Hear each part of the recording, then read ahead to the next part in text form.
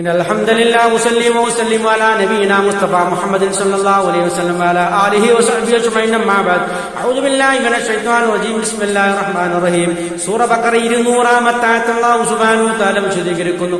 ഒരു പ്രാർത്ഥനയുമായി ബന്ധപ്പെട്ടാണ് ഈ ആയത്ത് അവതരിച്ചിരിക്കുന്നത്. ശ്രദ്ധിക്കൂ. ഫഇദാ ഖളൈതും മനാസികകും, ഫഇദാ ഖളൈതും നിങ്ങൾ പൂർത്തീകരിച്ചാൽ, മനാസികകും നിങ്ങളുടെ ആരാധനാ കർമ്മങ്ങൾ. ഇവിടെ മനാസികകും എന്നുദ്ദേശിച്ച ആരാധന കർമ്മങ്ങൾ ഹജ്ജുമായി ബന്ധപ്പെട്ട മനാസികുൽ ഹജ്ജ് വൽ ഉംറ, ഹജ്ജിന്റെയും ഉംറയുടെയും കർമ്മങ്ങൾ, ആരാധന കർമ്മങ്ങൾ, അത് നിങ്ങൾ പൂർത്തീകരിച്ചാൽ ഫദുഖുറുല്ലാഹ്, നിങ്ങൾ അല്ലാഹുവിനെ ഓർക്കണം.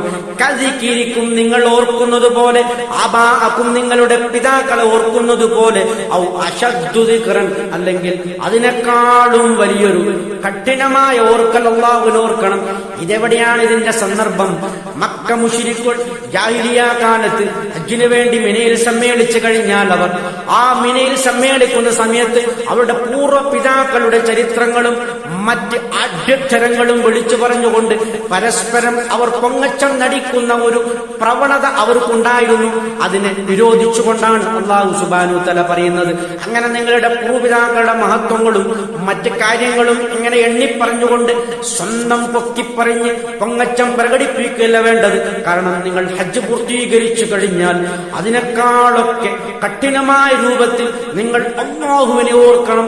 നിങ്ങളുടെ സർത്താവിനെ, നിങ്ങൾക്ക് സകലമായ കാരുണ്യങ്ങളും പലത അനുഗ്രഹങ്ങളും ചൊരിഞ്ഞു തരുന്ന അല്ലാഹുവിനെയാണ് നിങ്ങൾ അതികഠിനമായി ഓർക്കേണ്ടത് എന്ന് പറഞ്ഞുകൊണ്ട് അല്ലാഹു ശേഷം പറയുന്നു, ഫമിനന്നാസി, ആകയാൽ ജനങ്ങളിലുണ്ട്, ഒരുവൻ യഖൂലു, അവൻ പറയുന്നു, റബ്ബനാ ആതിന, റബ്ബനാ ഞങ്ങളുടെ രക്ഷിതാവേ, ആതിന ഞങ്ങൾക്ക് നൽകണമേ, ഫിദ്ദുനിയ, ഈ ദുനിയാവിലുള്ള എല്ലാ സുഖസൗകര്യങ്ങളും വിഭവങ്ങളും എല്ലാ തരത്തിലുള്ള ധനവും മറ്റ് മുതലുകളും നമ്മൾക്ക് നൽകണമേ എന്ന് പ്രാർത്ഥിക്കുന്ന ഒരു കൂട്ടർ ജനങ്ങളിലുണ്ട്. വമാലഹു, അവനിക്കില്ല, ഫിൽ ആഖിറതി, അന്ത്യനാളിലില്ല, മിൻ ഖലാഖ്, ഒരു ഓഹരിയുമില്ല, ഒരു വിഭവവും അവന് അന്ത്യനാളിൽ ലഭിക്കില്ല എന്ന് പറഞ്ഞാൽ അവൻ ഈ ദുനിയാവ് മാത്രം ലക്ഷ്യം വെക്കുന്നവനാണ്. അവൻ അവിശ്വാസികളുടെ കൂട്ടത്തിൽപ്പെട്ടവനാണ്.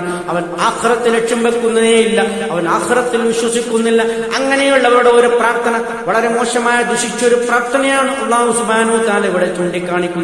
ദുനിയാവ് മാത്രം ചോദിക്കുന്നവൻ, അവന് ആഖിറത്തിൽ യാതൊരു തരത്തിലുള്ള ഓഹരിയും അവന് ലഭിക്കുന്നതല്ല. അത്തരം പ്രാർത്ഥനകൾ മുഅ്മിനീങ്ങൾ നടത്താൻ പാടില്ല എന്നുള്ള നിരോധനവും ഇതിനുണ്ട്. ഒത്തിരിമാണ് ഈ ആയത്തുമായി ബന്ധപ്പെട്ട് നമുക്ക് ശീലിക്കാനുള്ളത്. സത്യമായി മനസ്സിലാക്കുന്ന സജ്ജനം നമ്മെ അല്ലാഹു ഉൾപ്പെടുത്തി അനുഗ്രഹിക്കുമാറാകട്ടെ. അൽഹംദുലില്ലാഹി റബ്ബിൽ ആലമീൻ.